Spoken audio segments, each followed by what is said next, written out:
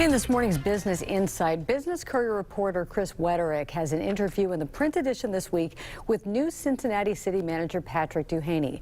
Duhaney was interim city manager for 8 months until he was confirmed as the permanent choice in December. He was on the job as assistant city manager for less than 3 months when then city manager Harry Black resigned in April. We're pleased to have Patrick Duhaney with us this morning to talk about his new role, and he's with Chris Wetterick in the studio. Gentlemen. Thanks, Peg. Appreciate it. Patrick, thank you for being here. Hey, thanks for having me, Chris. So you have an interesting career history. You spent a lot of time in the military. You were a bomb diffuser in Iraq. Tell me a little bit about how that kind of informs your work as city manager. It informs my work in that it gives me a sense of calm as to how I go about the work, so focus, energy, and ability to kind of like stay calm under pressure, no matter what the issues that we face, from dealing with budget deficits, from police issues, and for issues in the community. It keeps me calm and allows me to stay focused and think clearly to come up with good strategies and decisions. So you had about 8 months of on-the-job training as interim city manager. As you looked at the city and you kind of went through the departments and what was going on, what are some of the top issues that you think you're going to have to address here in the next 2 to 3 years? I think definitely budget. I think budget, and we got a revenue issue with the city, so we definitely have expenditures are increasing and revenues are staying on target or coming a little bit below target sometimes. So we definitely got to look at the city's functions, the city's operations, to get a sense of where we need to tighten our belts and where we need to make some cuts so we can make sure we maintain the core services and provide optimal services for the citizens.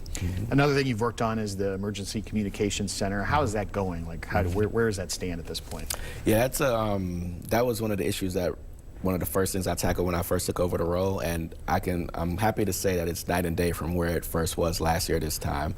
I think one of the key metrics we track is our ability to answer calls within 10 seconds. And previously, I think we were below 70%, and now we're at 95%, 96, 97%.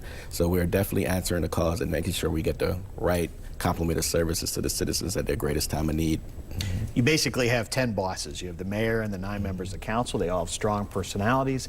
How are you going to balance those personalities and the desires and demands that they might put on you? It's a balancing act, and definitely the best way to manage that is to stay true north. Be a straight shooter.